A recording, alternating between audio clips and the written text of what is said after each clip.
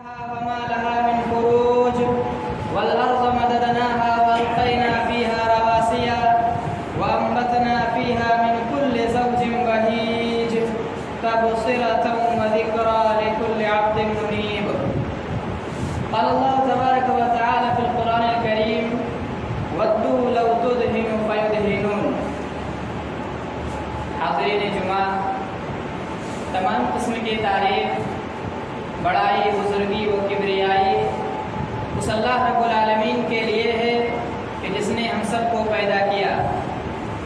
ویسے تو اللہ رب العالمین نے اس دنیا کے اندر ان گنت اور بے شمار مخلوقات کو پیدا کیا ہے، لیکن اللہ رب العالمین کا ہم پر بہت بڑا احسان ہے کہ اس نے ہمیں انسان بنایا اور ایمان جیسی دولت عطا کی. اور لاکھوں کروڑوں درود و سلام ہو تمام انبیاء کرام پر، خصوصاً ہمارے آخری نبی جناب محمد رسول اللہ صلی اللہ علیہ وسلم پر، کہ جنہوں نے انسانوں کی رشد و ہدایت کے خاطر انسانوں کو جہنم کے گڑھے سے بچانے کے لیے اور انسانوں کو سیدھا راستہ دکھانے کے لیے رات دن محنتیں، کوششیں، جد و جہد کرتے رہے اور اللہم امتی امتی کہہ کر اس دنیا فانی سے رخصت کر گئے. حاضرین جمعہ، اللہ رب العالمین نے ہم لوگوں کو بہت سارے نعمتوں سے نوازا ہے، بہت ساری سہولتیں، آسانیاں اللہ رب العالمین نے ہم کو دی ہے، مگر سب سے بڑی دولت، نعمت اور جوہر اگر اللہ رب العالمین نے ہمیں کچھ دیا ہے تو وہ ایمان کی دولت ہے، وہ توحید کی دولت ہے، وہ عقیدے کی دولت ہے. کیونکہ توحید ہی ایسا شے ہے، یہ توحید ایک ایسی نعمت ہے جس کی بنیاد پر انسان اللہ رب العالمین کے یہاں عزت دار یا فضیلت کا باعث بنتا ہے. دنیا میں جتنے بھی انسان ہیں سبوں کا ہمارے جیسے آنکھ، ہمارے جیسے کان، ہمارے جیسا دل اور دماغ اللہ رب العالمین نے دیا ہے، مگر وہ کون سی ایسی چیز ہے کہ جس کے بنا پر نبی صلی اللہ علیہ وسلم یا اللہ رب العالمین کے نزدیک ہم لوگ سب سے معتبر بنتے ہیں؟ وہ کون سی چیز ہے؟ تو ظاہر سی بات ہے، وہ ہمارے سینے میں ایمان کی دولت ہے، ہمارے سینے میں توحید کی دولت ہے. ورنہ یہ انسانی جسم کا ڈھانچہ صرف مٹی کا ایک کھوکھلا پتلا بن کر کے رہ جائے گا اگر اس دل میں توحید نہ ہو. یہی وجہ ہے کہ ابو جہل اور ابو لہب جیسا انسان بھی سماج سیوا میں بہت آگے رہا کرتے تھے. ابو جہل کے بارے میں مورخوں نے لکھا ہے کہ وہ حاجیوں کو پانی پلایا کرتا تھا، حاجیوں کو ستو پلایا کرتا تھا اور مسجدیں بنانے میں بھی بڑے آگے رہا کرتا تھا، جس کو اللہ رب العالمین نے کہا، اس کا نقشہ کھینچتے ہوئے قرآن کریم نے کہا اجعلتم سقایۃ الحاج وعمارۃ المسجد الحرام کمن آمن باللہ والیوم الآخر. کہ اے لوگو، کیا تم لوگ پانی پلانے والے کو اور مسجد حرام بنانے والے کو اس کے مقابل کھڑا کرتے ہو جو اللہ اور آخرت پر ایمان رکھتا ہے؟ مطلب اگر دنیا میں کوئی انسان کتنی بھی طرح سے وہ سماج سیوا کر لے، لاکھوں غریبوں کو یا لاکھوں لوگوں کو کپڑے تک دے دیتا ہو، لیکن اگر اس کے دل میں توحید نہیں ہے، ایمان نہیں ہے، اخلاص نہیں ہے، عقیدہ درست نہیں ہے، تو وہ سارا عمل برباد ہے، اسے کچھ بھی فائدہ نہیں دینے والا. اسی وجہ سے ابو لہب کے بارے میں اللہ رب العالمین نے کہا کہ ما اغنی عنہ مالہ وما کسب، کہ ابو لہب کے نہ تو مال نے کچھ کام دیا اور نہ جو کچھ اس نے کمایا تھا اس نے کچھ کام دیا.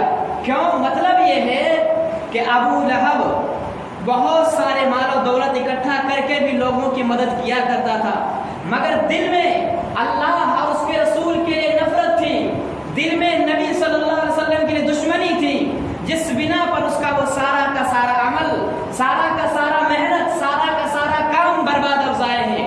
اسی لیے سب سے بنیادی اگر چیز کوئی ہے جو انسان کو دنیا اور آخرت میں کامیاب کرے گی تو وہ توحید ہے، ایمان ہے، عقیدہ ہے، اخلاص ہے.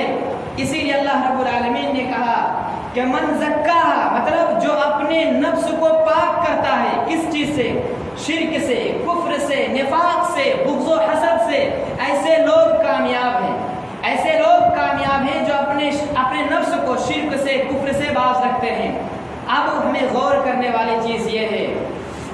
کہ ہم لوگ اسلام میں ہمیں رواداری کا درس دیتا ہے. مطلب اگر ہمارا پڑوسی غیر مسلم ہے، اگر ہمارا پڑوسی کسی بھی دھرم کا ماننے والا ہے، تو ہمیں شریعت کبھی نہیں روکتی کہ اسے کھانا مت کھلاؤ. شریعت کبھی منع نہیں کرتی کہ اسے کپڑے نہ دو. آپ کپڑے بھی پہنائیں، بھوکا ہو پانی پلائیں، بھوکا ہو کھانا کھلائیں، پیاسا ہو پانی پلائیں، کپڑے نہ ہو کپڑے دیں. مگر یہ ہے کہ یہ جو رواداری، یہ بھائی چارگی اتنی آگے نہ چلی جائے. یہ ایک حد تک ہے، اتنی آگے نہ چلی جائے کہ ہم کو اور آپ کو اپنے عقیدے کا، ایمان کا سودا کرنے پر مجبور کر دے. دھیرے دھیرے ایسا نہ ہو کہ آپ بھی ہاتھ جوڑنا شروع کر دیں، آپ بھی ان کے منہج کے مطابق چلنا شروع کر دیں. یہ شریعت میں حدود رکھے ہیں. آپ کسی بھی دھرم کا ماننے والا ہو، آپ ہر طرح سے مدد کر سکتے ہیں، مگر ایک حد تک، سماجی حد تک، انسانی حد تک آپ اس سے آگے چل کر اپنے عقیدے کو خراب نہ کریں. اسی وجہ سے اللہ کے رسول جناب محمد رسول اللہ جب دعوت و تبلیغ کا کام کرتے تھے تو مشرکین بہت پریشان تھے. کسی ہر طرح سے ظلم کے سارے ہنر آزمائے گئے، مگر اللہ کے رسول کو روک نہیں پائے. تو اس کے بعد انہوں نے ایک مشورہ لے کر کے آیا، ایک کمیٹی بنائی گئی اور یہ کہا، ان لوگوں نے کہا، مطلب کافروں نے آ کر کے نبی صلی اللہ علیہ وسلم کے پاس یہ کہنے لگے کہ ایسا کریں، ایک سال آپ ہمارے معبودوں کی عبادت کریں اور ایک سال ہم آپ کے اللہ کی عبادت کریں گے. ایک سال آپ ادھر جائیں، ایک سال ہم ادھر جائیں گے. ایک سال ہمارے معبود کی طرف جائیں، ایک سال ہم آپ کے رب کی طرف جائیں گے. یہ انہوں نے ایک اصول بنایا کہ آپ بھی عبادت کریں، ہم بھی عبادت کریں. تو اللہ رب العالمین نے فوراً جبریل امین کو آیت دے کر کے بھیجی، اللہ کا پیغام دے کر کے بھیجا. کہا کہ نبی کی زبان سے کہلوائیے. تب اللہ رب العالمین نے آیت نازل کی اور کہا، قل افغیر اللہ تأمرونی اعبد ایھا الجاہلون. کیا اے جاہلو، کیا تم لوگ مجھے اللہ کے علاوہ دوسرے جھوٹے معبودوں کی عبادت کرنے کی دعوت دے رہے ہو؟ تم یہ کہہ رہے ہو کہ میں اللہ کو چھوڑ کر غیر خدا کی، اللہ کے علاوہ دوسرے معبودوں کی عبادت کروں؟ پھر اللہ رب العالمین نے اور آیتیں نازل کی اور کہا، قل یا ایھا الکافرون لا اعبد ما تعبدون. اے کافرو سن لو، میں اس کی عبادت نہیں کروں گا جس کی تم کرتے ہو، اور نہ تم عبادت کرنے والے ہو جس کی میں عبادت کرتا ہوں. جس کی میں عبادت کرتا ہوں، جس کی پرستش میں کرتا ہوں، جس رب کو میں مانتا ہوں، تم اس کو ماننے والے نہیں ہو. اسی لیے لکم دینکم ولی دین، تمہارے لیے تمہارا اپنا منہج، اپنی شریعت، اپنی دین، اور میرے لیے میرا اپنا دین. تو گویا کہ وہ لوگ رواداری اس چیز میں دکھانا چاہتے تھے، لیکن دیکھیں توحید میں ہمیں کوئی دو رائے نہیں ہونی چاہیے. جب انسان کے عقیدے میں بگاڑ پیدا ہونا شروع ہو، انسان کے توحید میں خلل ڈالنے والی چیز ہو، تو ہر ایسے انسان سے نفرت کرنا شروع کر دینی چاہیے. اللہ رب العالمین نے االلہ کی کتاب اور نبی صلی اللہ علیہ وسلم کی مبارک حدیثیں اور صحابہ کرام کا اصول اور سلف صالحین کا طریقہ ہمیں ایک منہج بتاتا ہے، ایک اصول بتاتا ہے. غور سے سنیے گا. اللہ نے کہا کہ الحب فی اللہ والبغض فی اللہ. اگر ہم کسی سے دوستی کریں گے تو اللہ کے لیے دوستی کریں گے، کسی سے بھائی چارگی دکھائیں گے تو اللہ کے لیے بھائی چارگی دکھائیں گے، اور دشمنی کریں گے تو اللہ کے لیے دشمنی کریں گے. مطلب اگر کوئی دین کا دشمن ہے، نبی کا دشمن ہے، قرآن کا دشمن ہے، دہریہ ہے، وہ اللہ رب العالمین کو مانتا نہیں، تو ہمیں ایسے انسانوں سے دوستی، دلی محبت نہیں رکھنی ہے. دلی محبت ایک کاروبار کر رہے ہیں، وہ ایک حد ہے، تجارت ہے، ایک آپ گاؤں میں رہتے ہیں، سماج میں تو ایک حد ہے. لیکن جو انسان کھلم کھلا اللہ رب العالمین کو، نبی صلی اللہ علیہ وسلم کو گالیاں دیتا ہو، ایسے انسان سے ہمیں محبت نہیں رکھنی ہے. اگر سگا بھائی ہو، اگر سگی بہن ہو اور رب العالمین کو برا بھلا کہتی ہو اور نبی صلی اللہ علیہ وسلم کو برا بھلا کہے، تو ہمیں اس بہن سے بھی نفرت رکھنا ہے. یہ کسی ایک اصول ہے کہ اگر اللہ کو رب العالمین کو اگر کوئی پسند نہیں کرتا تو ایسے لوگوں سے دلی محبت ہمیں نہیں ہونی چاہیے، ورنہ ہمارے عقیدے کی بگاڑ پیدا ہونا شروع ہو جائے گی. اسی لیے تو کہا وَدُّوا لَوْ تُدْهِنُوا فَيُدْهِنُونَ. وہ تو چاہتے ہی ہیں کہ آپ رائے مشورہ کر لیں، آپ تھوڑا ڈھیلے پڑ جائیں تاکہ ہم بھی ڈھیلے پڑ جائیں، آپ بھی ڈھیلے پڑ جائیں. وہ آپ کے توحید میں خلل ڈالنا چاہتے ہیں. لہذا لوگوں، اللہ رب العالمین نے بہت سے نعمتیں دی. اس دنیا کی آبادی آدم علیہ السلام سے لے کر ہمارے آخری نبی جناب محمد رسول اللہ تک، اور نبی صلی اللہ علیہ وسلم سے لے کر قیامت کی صبح تک जितने भी इंसान पैदा हुए सबको अल्लाह रब्बुल आलमीन ने एक तरह से नाक कान सब दिए, लेकिन अल्लाह के नज़दीक अगर कोई मुअज़्ज़ज़ है, कल क़यामत के दिन कोई कामयाब होगा तो सिर्फ ईमान की वजह से कामयाब होगा, वरना इस जिस्म का कोई फ़ायदा नहीं है, सिर्फ एक खोखला मिट्टी का पुतला बन करके रह जाएगा। यही वजह है कि सहाबाए किराम का ईमान बहुत बेहतर था। सहाबाए किराम के ईमान के बारे में शक नहीं किया जाएगा, लेकिन आप सुने किस तरह अल्लाह के रसूल सहाबा को तरबियत कर रहे हैं। एक सहाबी आए अल्लाह के रसूल के पास, कहे अल्लाह के रसूल मैं ऊँट ज़बह करना चाहता हूँ, ज़बह करना चाहता हूँ ऊँट। कहाँ? मकामे बुआना पर एक जगह है जो यम्बो का इलाका है, मदीने से कुछ किलो या कुछ चंद सौ किलोमीटर के फासले पर है, आज भी वो जगह मौजूद है। तो उस जगह के बारे में कहा कि मैं मकामे बुआना पर ऊँट ज़बह करना चाहता हूँ। आप बताएं साथियों, या अल्लाह के रसूल कहने लगे कि साथियों बताओ क्या कभी ज़माने जाहिलियत में वहाँ किसी बुत की पूजा की जाती थी? क्या ज़माने जाहिलियत में किसी की वहाँ मतलब जमघटा काफिरों का लगता था? तो सहाबाए किराम ने कहा नहीं अल्लाह के रसूल। फिर अल्लाह के रसूल कह रहे हैं कि ऐसा तो नहीं वहाँ कभी काफिरों का मेला लगता था, बाजार लगता था, ऐसी बात तो नहीं है। तो फिर सहाबाए किराम ने कहा नहीं अल्लाह के रसूल, ना तो वहाँ बुत की पूजा की जाती थी। देखिए अभी बुतों की पूजा नहीं हो रही है, लेकिन उन्होंने नज़र मानी थी कि मैं ऊँट ज़बह करूँगा। किसके नाम पर? अल्लाह के नाम पर। उसके बाद भी अल्लाह के रसूल कितनी छानबीन उसमें कर रहे हैं। क्या ऐसा तो नहीं कभी ज़माने जाहिलियत में कभी बुत की पूजा हो रही हो, कभी मेला लग रहा हो काफिरों का, मुशरिकों का, तो उस जगह पर ज़बह करना हराम है, नाजायज़ है। लोग उसका गलत मतलब और गलत माना निकालेंगे। इसलिए अल्लाह के रसूल ने ये सब छानबीन करने के बाद जब सहाबाए किराम ने कहा कि नहीं ऐसी कोई बात नहीं है, तो अल्लाह के रसूल ने कहा ठीक है तुम ज़बह कर सकते हो। देखिए अल्लाह के नाम पर ज़बह करना है। अल्लाह तौहीद वाले हैं, ईमान वाले हैं, मगर ये तौहीद एक ऐसी दौलत है लोगों, ईमान एक ऐसी दौलत है, इस ईमान में ज़र्रा बराबर भी मिलावट नहीं होनी चाहिए, किसी के साथ शरीक या साझी नहीं। अल्लाह के अस्मा में, अल्लाह के नामों में, अल्लाह के सिफात में, अल्लाह के कमालात में ऐसा नहीं किसी और को हम शरीक ना बनाएं। ऐसा नहीं कि अल्लाह की ऐसी ताकत है तो उस फला बाबा की भी ऐसी ताकत होगी, अल्लाह ये करता तो फला बाबा भी ऐसा कर सकता है, अल्लाह ये करता तो फला बाबा भी ऐसा कर सकता है। यानी अल्लाह के बराबर अगर किसी को आपने कायम मकाम किया, खड़ा किया, तो आपका ईमान का समझिए आप अपने ईमान का सौदा कर चुके हैं। इसीलिए अल्लाह रब्बुल आलमीन को एक मानना, उसी को खालिक, उसी को मालिक, उसी को राज़िक, उसी को पालनहार मानना है। हमें हर हाल में उसी को मानना है। इसी वजह से अल्लाह के रसूल के ज़माने में, सहाबाए किराम के ज़माने में कितनी तरीके से लोगों को सताने की कोशिश की गई, उनको ईमान से खेलने की कोशिश की गई, उनके ईमान का सौदा करने की कोशिश की गई, मगर उन्होंने कभी उसका सौदा ना किया।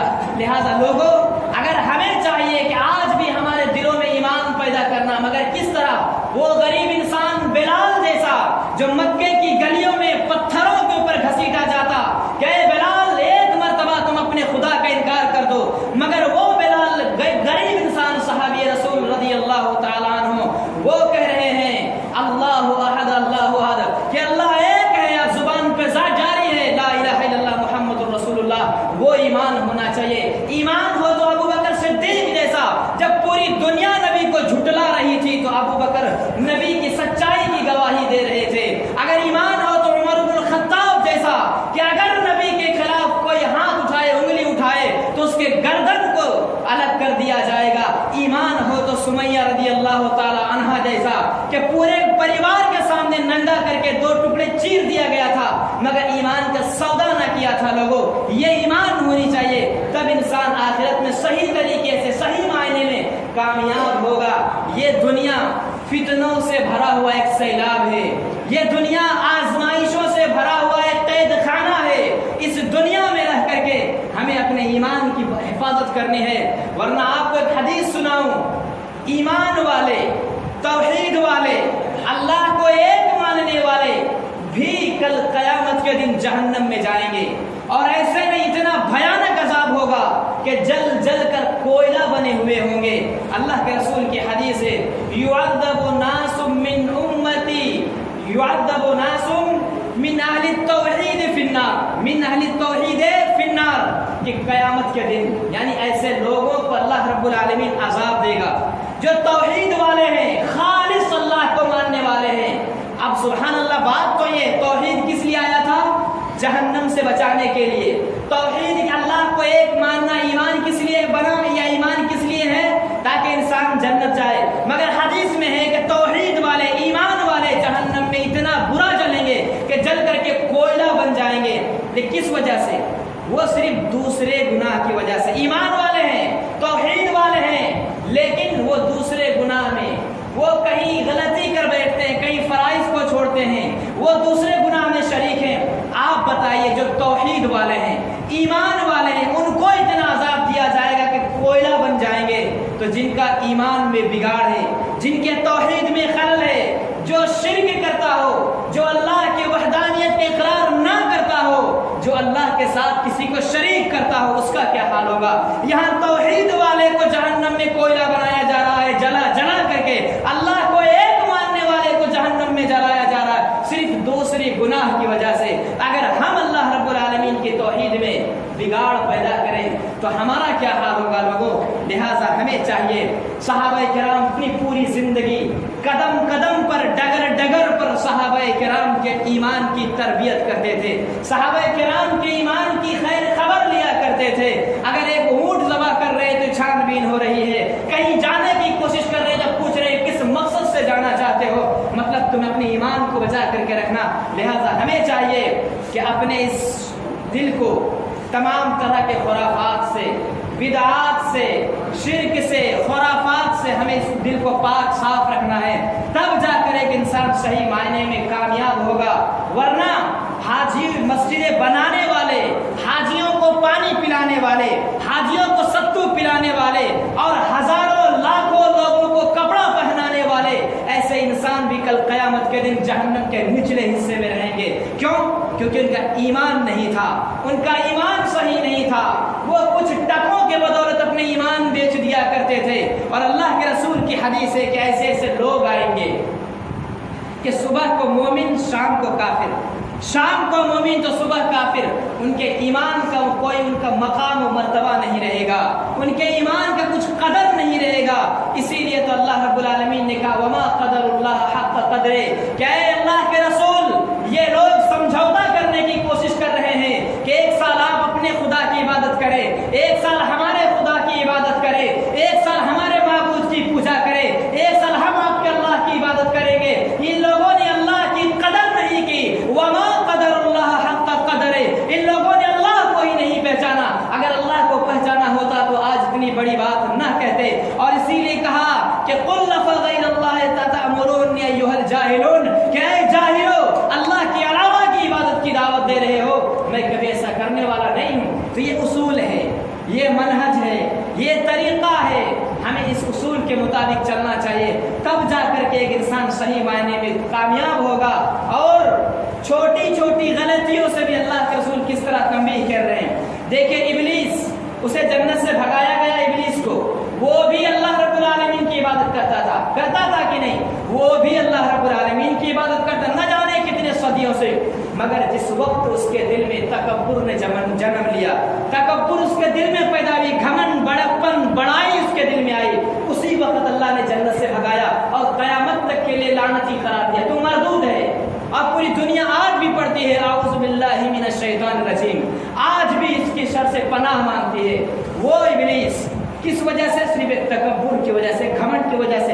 وہی چیز اللہ کے رسول اپنے صحابہ کو بتا رہے ہیں کہ من کان فی قلبہ مثقال حبۃ خردل، کہ اگر ذرہ برابر، رائی کے دانے کے برابر بھی اگر کسی کے دل میں یہ کبر جیسی چیز نے بھی اگر جنم لے لی تو وہ انسان جنت جانے سے روک دیا جائے گا، جنت جیسی نعمت سے محروم کر دیا جائے گا، ایک گناہ کی وجہ سے، ایک معمولی گناہ کی وجہ سے۔ لہٰذا ہمیں چاہیے کہ ان تمام چیزوں پر غور و فکر کرنی چاہیے، ہوش کے ناخن لینے کی ضرورت ہے، اللہ رب العالمین سے توبہ استغفار کرنے کی ضرورت ہے لوگوں، اور اپنے ایمان کو درست کرنے کی ضرورت ہے، اپنے ایمان کو تمام طرح کے خرافات سے، آلائشوں سے اور ہر طرح کے شیطانی وسوسوں سے پاک کرنا ہے، تب جا کر کے ایک انسان صحیح معنی میں سرخرو اور کامیاب ہوتا ہے۔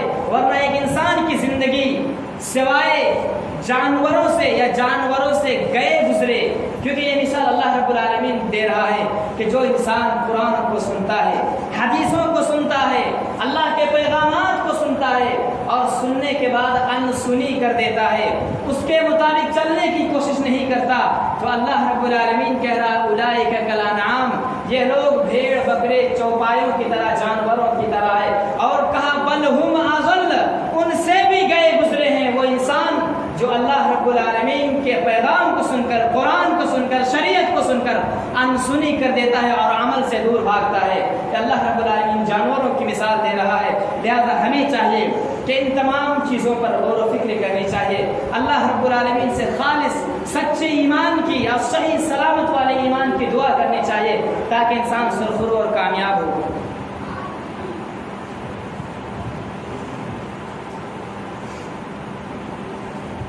हाज़रीन जुमा, ये तौहीद का पैगाम था। अल्लाह के रसूल सल्लल्लाहु अलैहि वसल्लम किस तरीके से ईमान की, तौहीद की कदर करते थे और उसकी हकीकत को बताया करते थे। देखिए जितने भी रसूल और अंबिया इस दुनिया में आए, सबका एक ही पैगाम था, एक ही पैगाम था। वो क्या था? तौहीद। तौहीद, अल्लाह को एक मानना। शरीयत अलग थी, किसी नबी के यहाँ कुछ हलाल था तो किसी नबी के यहाँ कुछ हराम, किसी के यहाँ कुछ, किसी के यहाँ कुछ, इसमें अदलाव बदला था। लेकिन अल्लाह की वहदानियत पर तौहीद का सबका एक ही दर्जा था। क़ूलू ला इलाहा इल्लल्लाह तुफ़्लिहू, ए लोगों ला इलाहा इल्लल्लाह कह दो कामयाब हो जाओगे। ये जो पैगाम था ये सबों का एक ही पैगाम था। और इस दुनिया के अंदर जब ये दुनिया बना, अल्लाह ने जब आसमान बनाया, ज़मीन बनाया और इस दुनिया का जब आगाज हुआ तो सबसे पहले तौहीद इस दुनिया में आया। सबसे पहले तौहीद इस दुनिया में आया और शिर्क बाद में आया। ये याद रख लें, ऐसा नहीं कि शिर्क पहले आया और फिर समझाने के लिए बाद में तौहीद आया कि लोगों अल्लाह को एक मानो, लोगों अल्लाह की इबादत करो। नहीं, सबसे पहले इस दुनिया का आगाज अगर हुआ है तो तौहीद से हुआ है, ईमान से हुआ है, इखलास से हुआ है। शिर्क बाद में आया है, बिगाड़ बाद में आया है। इसलिए ये बात याद रखें, ऐसा नहीं है कि बहुत से लोग कह देते हैं कि शिर्क पहले से, बहुत पहले से चल रहा है। ये तो नूह अलैहिस्सलाम के ज़माने से, बाद से ये सब शिर्क बिदात और खुराफात शुरू हुए हैं, वरना इस दुनिया का आगाज तौहीद से हुआ था। और एक बात याद रख लें, तौहीद कितनी अजीम चीज़ है। आप इससे पता करें कि जिस दिन इस दुनिया में तौहीद का नाम लेना बंद हो जाएगा, तौहीद का चर्चा होना, अल्लाह के वहदानियत का, ईमान का, ईमान वाले का नाम लेना बंद हो जाएगा, अल्लाह के एक मानने का नाम बंद हो जाएगा, मतलब ये तौहीद का दरवाजा जिस दिन बंद हो जाएगा वो दिन इस दुनिया का आखिरी दिन होगा। जिस दिन खुदा ना खास्ता अगर जिस दिन इस दुनिया से तौहीद के नाम लेने वाले बंद हो गए, तौहीद का चर्चा बंद हो गया, उस दिन इस दुनिया का आखिरी दिन होगा और वो क़यामत का सिलसिला शुरू हो जाएगा। क़यामत की घड़ी शुरू हो जाएगी। जब तक तौहीद के नाम लेने वाले हैं क़यामत बाकी है। जब तक तौहीद का चर्चा हो रहा है, अल्लाह एक है, अल्लाह एक है का नारा बुलंद है, तब तक दुनिया है। वरना जिस दिन ये दुनिया खत्म, जिस दिन ये नारा खत्म, दुनिया खत्म, जिस दिन तौहीद का नाम लेने वाले खत्म, ये दुनिया खत्म। क्योंकि अल्लाह ने जो आसमान बनाया, जमीन बनाई और इसके बीच में जितनी भी चीजें बनाया, सिर्फ किस लिए? कि एक अल्लाह की इबादत के लिए, सच्चा और पक्का ईमान बनाने के लिए, सही सलामत ईमान रखने के लिए। लेकिन जिस दिन ये खत्म, उस दिन ये दुनिया का आखिरी दिन होगा। ये चीज समझ लें। लिहाजा हमें चाहिए कि हर वक्त अल्लाह रब्बुल आलमीन से ईमान की सलामती की दुआ करनी चाहिए। ऐसा नहीं कि हम लोग मुसलमान हैं, ईमान वाले हैं तो अब हमारा काम खत्म। मालो दौलत की हिफाजत वही करता है जिसके पास मालो दौलत होता है। ये ईमान भी बहुत बड़ी दौलत है, इसकी हिफाजत करनी होगी। जिस तरह लोग सोने चांदी हीरे जवाहरात की चारों तरफ से उसे बंद करके महफूज रखते हैं, दुनिया की नजरों से बचा के रखते हैं, उसी तरह इस ईमान को शिर्क से, कुफ्र से, बिदअत से, खुराफात से बचा के रखना है। तब जाकर इंसान सुरखुरू होगा, कामयाब होगा। वरना सारे लोग एक ही आवाज और एक ही वजूहुहुम मुस्वद्दा, चेहरे काले काले, اور یہ نعرہ لگائیں گے کافروں کی طرح یا لیتنی کنت ترابا، اے اللہ ہم نے تو ایمان نہیں بچا پایا، آج مٹی بنا دے، حساب و کتاب نہیں ہوگا، کتنا اچھا ہوگا۔ کوئی کہے گا پھر دوڑتے ہوئے آئے گا اور کہے گا یا لیتھا کانت القاضیہ، کاش آج مجھے اتنی خطرناک موت دے اللہ کہ دوبارہ مجھے زندہ نہ کرے، ایسی موت دے دے۔ کوئی کہے گا ہلک عنی سلطانیہ، ہائے اس غرور نے مجھے لے کر کے ڈوبا۔ کوئی دوڑ کر کے آئے گا کہے گا میں مال و دولت جمع کرنے کی وجہ سے رب العالمین کو بھول بیٹھا تھا، ما اغنی عنی مالیہ، اس مال و دولت نے بھی آج فائدہ نہیں دیا۔ کچھ لوگ بچوں کی زندگی بنانے میں اتنے مصروف رہتے ہیں کہ اللہ کیا ہے، دین کیا ہے، شریعت کیا ہے، سب کچھ بھول جاتے ہیں۔ تو ایسے لوگوں کے بارے میں اللہ نے صاف صاف کہہ دیا تاکہ قیامت کے دن پچھتائے نہ، یوم لا ينفع مال ولا بنون، اس دن نہ تو مال کام دے گا نہ لڑکے اور اولاد کام دیں گے۔ کیوں؟ کیونکہ تم نے اس کی وجہ سے دنیا کی ساری نعمتیں یا پھر اللہ رب العالمین کی ذات کو بھلا بیٹھا تھا۔ یہ اس کے بارے میں کہے گا جو دنیا کی وجہ سے، اولاد کی وجہ سے، اسی لیے تو اللہ رب العالمین نے کہا کہ انما اموالکم واولادکم فتنہ، یہ مال بھی فتنہ ہے، آزمائش ہے، اولاد بھی فتنہ ہے، آزمائش ہے۔ اولاد کی وجہ سے انسان چوری کرتا ہے، اولاد کی وجہ سے انسان رشوت لیتا ہے، اولاد کی وجہ سے انسان عبادتوں سے غافل ہوتا ہے، اولاد کی زندگی بنانے کی وجہ سے وہ دنیا کے ساری چیزوں کو بھول کر ایک طرف مشغول رہتا ہے۔ تو یہ لوگوں ایسا نہ ہو، ہمیں اللہ رب العالمین کی ذات کو بھی یاد رکھنا ہے، ورنہ یہ اولاد بھی ہمیں کچھ فائدہ نہیں دے گی، یہ مال بھی کچھ فائدہ نہیں دے گا۔ فائدہ دے گا کب؟ جب ہم اس کی صحیح تربیت کریں، جب اس کی تربیت میں اللہ رب العالمین کا فرامین شامل ہو، ہم اسی طریقے سے زندگی گزاریں جس طرح اللہ رب العالمین نے کہا ہے، تب جا کر انسان صحیح معنی میں سرخرو ہوگا، کامیاب ہوگا۔ ورنہ اپنی محنت اپنے ہاتھوں سے برباد کرنے والے کی مثال، ایک مثال دے کر کے میں ختم کر رہا ہوں۔ اللہ رب العالمین 1450 سال پہلے، لگ بھگ 1500 سال پہلے یہ قرآن نازل کیا، اور اس میں اللہ رب العالمین نے ایک آیت نازل کی، بہت بہترین ہے۔ مکے کے اندر ایک عورت تھی، وہ صبح سے لے کے شام تک دھاگا بناتی تھی، دھاگا بنانے کے بعد اس کو شام میں ٹکڑے ٹکڑے کر دیتی تھی، توڑ دیتی تھی۔ تو اللہ رب العالمین کہہ رہا وَلَا تَكُونُوا كَالَّتِي نَقَضَتْ غَزْلَهَا مِن بَعْدِ قُوَّةٍ أَنْكَاثًا، کہ لوگوں اس عورت کی طرح مت بننا جو بڑی محنت سے، بڑی مشقت کے بعد دھاگا تیار کرتی ہے اور اپنے ہی ہاتھوں سے توڑ دیتی ہے۔ یعنی یہ مثال اللہ رب العالمین کس لیے دے رہا ہے کہ ہم لوگ کچھ دنوں تک عبادت کرتے ہیں، کچھ دنوں تک اللہ کو یاد کرتے ہیں اور پھر پورے دن بھول جاتے ہیں۔ مثلا رمضان میں بہت اچھے سے عبادت ہوئی، نماز ہوئی، تلاوت ہوئی، پابندی بڑے اچھے سے ہوئی، اور پھر اللہ کو ہم بھول گئے۔ اور نمازوں کی پابندی بہت اچھے سے ہوئی، لیکن جیسے رمضان گزرا پھر بھول گئے۔ تو یہ مثال ہم لوگ اس عورت کی طرح ہو گئے جو اس طرح کرتا ہے، اس عورت کی طرح ہو گیا جو بڑی محنت سے عبادت کیا اور پھر چھوڑ دیا، مطلب پھر اپنے محنت کو اپنے ہاتھوں سے آگ لگا دیا، اپنی محنت کو خود ہی مٹی میں ملا لیا۔ کیا فائدہ ایسی محنت کا؟ لہٰذا اسی لیے اللہ کے رسول نے کہا کم ہی کرو پر ہمیشہ کرو، کم ہی عبادت کرو پر روزانہ کیا کرو، یہ کامیاب ہونے والے عمل ہیں۔ آخر میں اللہ رب العالمین سے دعا ہے کہ بار الہ ہمارے توحید کو بار الہ تو درست فرما دے اور ہمیں ہر طرح کے شرک سے، کفر سے بچا کے رکھنا۔ اللہ یہ فتنے کا دور ہے، اس فتنے میں ہمارے ایمان کو بچا کر کے رکھنا، اس فتنے میں یہ آزمائشوں کا دور ہے۔ مولا ہم تمام لوگوں چھوٹے بڑے جتنے بھی ہیں، ہمارے ایمان کی تو اپنے ذمے اور اپنے حفاظت میں اور